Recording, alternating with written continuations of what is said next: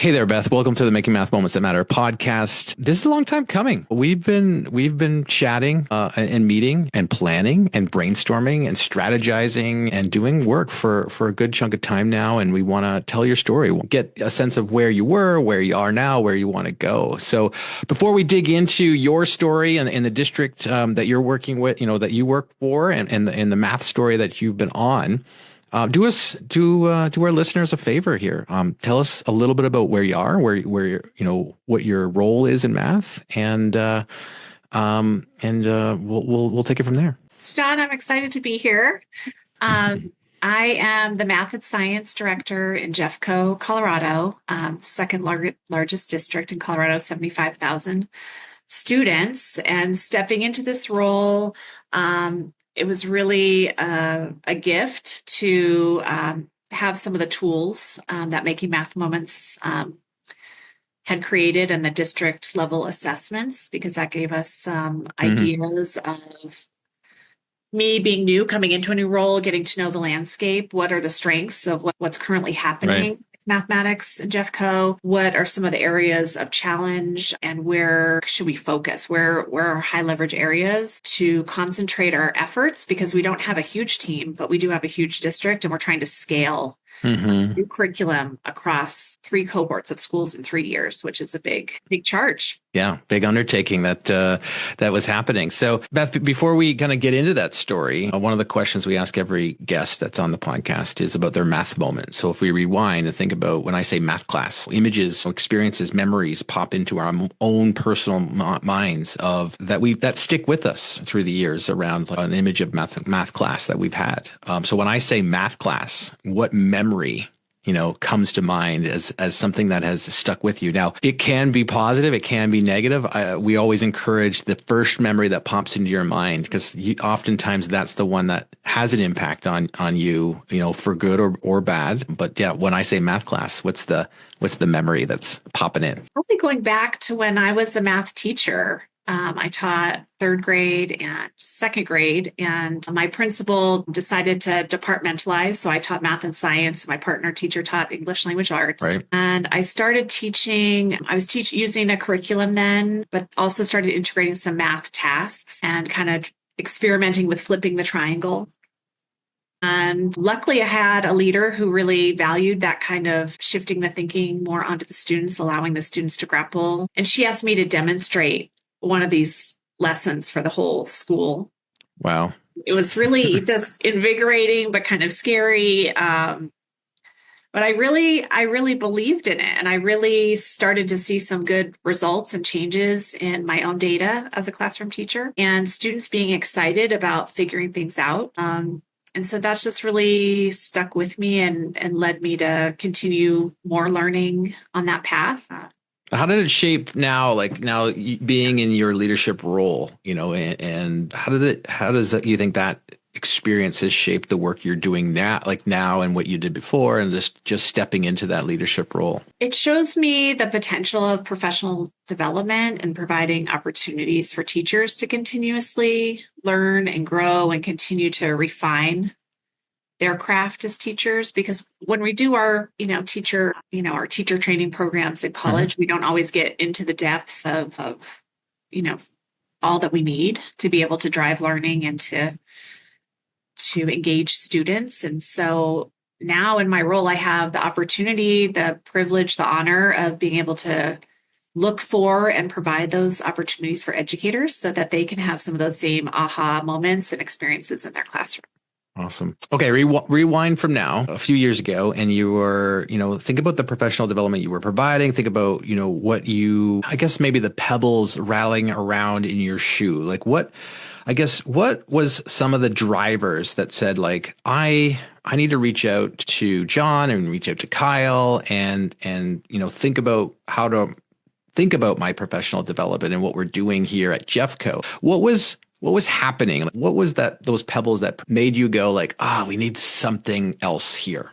I believe in the power of a strong vision. And I started asking people, what's the vision for mathematics in our district? What do people believe about mathematics? And I was getting several different answers and ideas about different books people had read or different trainings people had gone to. But we didn't really have those big rocks defined. And I knew that if we could define those big rocks for our district and really have a few things that we could focus on in depth, that we could start to make progress in those areas. So working with Make Math Moments, we were able to have tools to engage multiple different stakeholders, groups, teachers, leaders, coaches, and start to have some conversations about what really matters. What do we want our students to think and feel when they're in mathematics class? What do we want them to say about their math experience?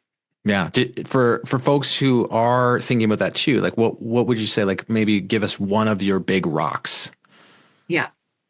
So one of our big rocks is know the mathematics. And that's really important for us because we want students to have the experience of grade level instruction. And we are putting a lot of efforts and priorities into internalization of math units and lessons, which is really important when you're adopting a new curriculum, but also just knowing the math in a deeper way so that we can anticipate student strategies and respond effectively, give students effective feedback in the moment in class. So that was one of our big rocks. Right. And if you think about like before we identified that as a big rock for Jeffco, how can you describe like what you were doing in terms of professional development before getting clear on the vision, before getting clear on the rocks? Like what, like, and you were new to the role, like just kind of saying like, I'm not sure exactly how to go down this path, and probably having some guidance to help you go down that is helpful. But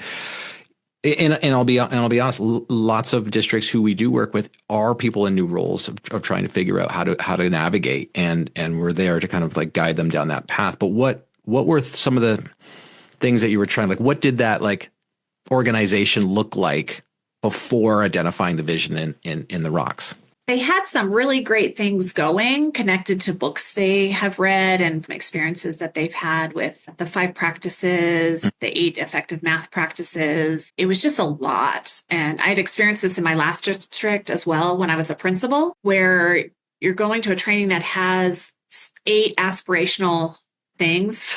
And as a principal, you're supposed to bring back, and, you have limited time, and, so narrowing in the focus was really helpful to just be able to get on the same page and have some cohesive initiatives connected to what we were already asking teachers to do. So it didn't feel like one more thing, but it felt really connected to the work we were already doing. Yeah.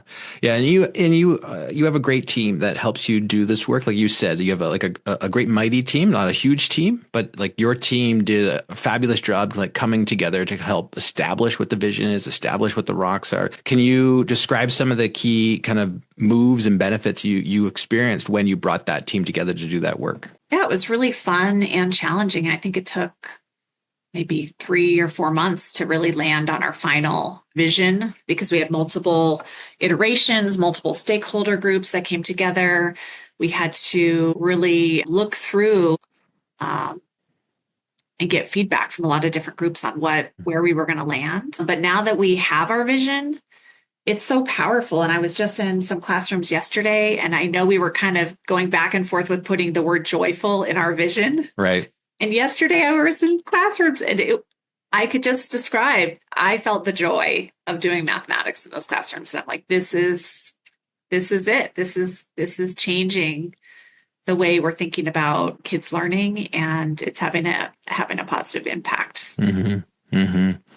Did you, when we were doing the work and thinking about this work, like how did it make you feel, because we often met like this, like on Zoom, and had chats about how to structure this and what are we working on and how do we, guide through this process and guide through that. And here's an action item that we need to kind of unpack. Like when you were thinking about those meetings that we had, how did it make you feel when you were going into those meetings versus kind of coming out of those meetings? Yeah. So I thought it was really valuable to have meetings with the team. And then I also had opportunities to get some individual coaching, which the questions that you asked really pushed my thinking. I always left with feeling like I could take action on something to move closer to where I wanted to go, which I really appreciated.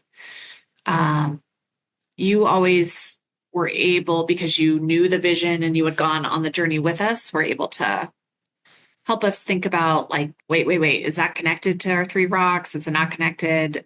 What's the professional learning going to look like that's going to connect to these? How are you going to not just make these words on the wall, but things that really come to life? And Right. so the questions were really helpful in helping me continually move forward. What is easier now than it was before? Now that you have, say, a vision and rocks and an action plan and, this very, very clear set of moves that you're making and striving for and measurables. It's much easier to measure our milestones because we have specific indicators. We have systems set up now that we can measure because we know what we want to look for. And before, we're just kind of measuring the data piece, which is also the student achievement data, which is also very important. But we also want to measure like what's happening in classrooms that we want to get better at that will actually impact the student achievement data. And so now we have observation tools, we have processes and systems for learning walks where we can check ourselves and say, like, we've offered professional learning in this. Where are we seeing the movement when we go into classrooms? What is the impact of what the resources that we're providing teachers, and what do we need to adjust because we're measuring along the way? What was the hardest part about all that? Because putting measurements in place and thinking about it that way and taking the time, like a lot of times we don't take the time to do that work because we usually kind of say like, let's do this, let's do that. I think that will get us closer to where we want to go and the improvement that we want to see. And then when we start to kind of drill down on going, well, okay, how will I know that? It starts to get daunting a little bit because it's like, oh my gosh, that's going to take more time. And how do I work that into my schedule? Like what were some of the challenging parts of doing that work? You really have to start the spring before the next school year to think about like, what's your professional learning plan? How are you going to structure your learning walks? Because once August comes, it's really hard to get those plans in place. So I think setting the time ahead in the spring before the next school year, and then creating the right tools that align with your mission and values, and so that are not only in alignment with the math team's values and priorities, but also the district, so that there's alignment all the way through. And schools have really expressed appreciation around having that alignment. So they don't feel like, oh, the math team's throwing this team thing at me and I'm getting this thrown at me. It's like we can feel like we're all rowing in the same direction. One of the biggest, things that I think your district specifically did really well on is establishing that routine you had in your PLCs, your lesson internalization process of unpacking a curriculum, lesson with a team and having a coach there occasionally and really unpacking the math and how did the three rocks, knowing the curriculum, I think and the learner, how did those three rocks really help streamline that process? Well, the PLC process was a district initiative. And then we were able to take some of those processes and say, like, what is this going to look like in math? So, for example, we added in a card sort where teachers sort cards of different tasks and where they're going to fit in different categories through the unit, so they can really see that progression of learning. So that was just kind of a piece that we added in to the district process that supported that knowing the math and engage teachers in some really powerful conversations. Also, we do the end of unit assessment for the unit internalization so that we really know the end goals and the end standards that students are going to be learning during the unit. Teachers have a time to look through lessons and plan engagement strategies. What scaffolds are they going to add, access, what challenge opportunities might they need to add? And so schools are really getting into the PLC and using it more, not to just talk about what field trips are we going to go on, who's going to make the copies, but let's really get deeper into the math that we're going to be teaching during this next period of time and talk about it so that we can make each other stronger. What are you focused on for the next year? So like think about fast forwarding to next year, what are some of your key results? Like, what are you hoping to achieve by the end of next year? So now that we have all three cohorts using a new resource, we want to start putting some more, closing the loop on the whole teaching and learning cycle with end of unit assessment analysis, because we haven't been able to put as much on that piece. But if we're planning units really well and we're planning our lessons, and then we need to come back and reflect, like, how did students do and what might we need to adjust going forward? Because our curriculum doesn't spiral as much. It's really important we've realized that it's really important to create some time to have those conversations. And so that's what we will be looking into next year of adding in as another layer. What advice would you give to a leader who's new to the role, kind of taking over, say, the reins, or maybe there was no professional development coordinator or math coordinator or math like lead coach in their district, and they are looking to design, their math improvement plan in a sustainable way, in a clear way? What would you recommend as, say, their most important move or their most important first step? They go slow to go fast. Take the time to really learn the landscape, learn what's what are the strengths, where are the areas of growth, create a plan with the essential stakeholders. So you have that buy-in laterally, vertically, and with schools, so they can feel like it's not just something the math team owns, but it's something we can all believe in and strive toward. And then really celebrate those wins when people are doing it well. Capture those videos, celebrate, teachers, educators, leaders, coaches that are doing great things so that other people can see those things happening. Yeah. Capturing is, I think, something that we overlook or I guess in a way, underutilized, because in our roles, in the math coordinator role and our director roles, I think what we're always trying to answer this one question, which is we're going to get to the end of the year and we want to know that the structure, the planning, the support that we provided this year had impact to get us closer to, this ultimate vision of what math instruction could look like in our classrooms. Like we have that, we've talked about it before, like this clear puzzle, like this box on the puzzle box, and we got all these puzzle pieces and we're trying to build this puzzle, and we have a clear image of, like, I think what that classroom can look like. The puzzle is completed. Sometimes we haven't communicated it enough to the right people, and sometimes we have, but I think what we're always looking for is to go, am I closer to completing that puzzle? And how do I know? And I think that's an important question, that we get to the end of the year and we're like, am I closer to that puzzle? And did the things that we did this year have an impact on that? And a lot of times we get to that end of the year and we're like, I think so. And what we want, right, is to go, I know so. And I know that the work we did, because I have collected pieces of evidence, wins, like you said, small little videos. Like, you could imagine this like report that you get at the end of the year. It's like, if I'm on the lookout for knowing where my successes are, which means I've clearly defined what the successes are, then when I see them, I grab them. And I'm like, that adds to my pile, that adds to my pile, and that adds to my pile. And then now I have a pile that at the end of the year, we can go, look, here's all the impact that we made this year. This teacher's comment here, this short video here. We saw this lesson here, and we've documented it the way that teacher did it. And it's like, we have all of this that says we're closer to that completed puzzle. That's what we want as coordinators to say. Like, we want to get to the end of the year and go, we need this. Because when you get to the end of the year and you can't say that, that's when you start from scratch again and you throw new initiatives at it. And then teachers are wondering what's going on.